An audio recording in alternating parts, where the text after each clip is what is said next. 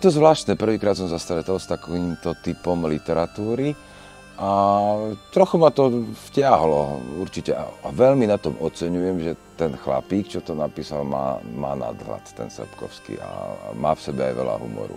To kvitujem. No, na tejto ságe je teda dosť náročné to, že sa tam vyskytuje veľmi veľa postav.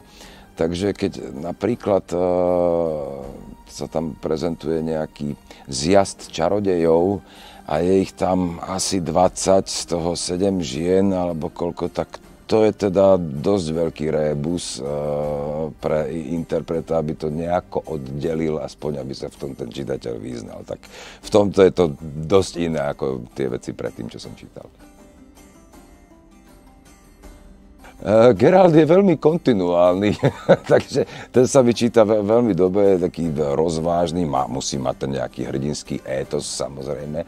Tam je skôr problém s tými ostatnými postavami, a keď to čítame ako celú ságu, tak tí, čo sa vyskytujú v tej prvej knihe a potom sa vyskytnú v tretej, tak už medzičasom človek zabudne, ako ich čítal v tej prvej, tak sa k tomu vraciame a zase to pripomíname. No a je to zaujímavá práca.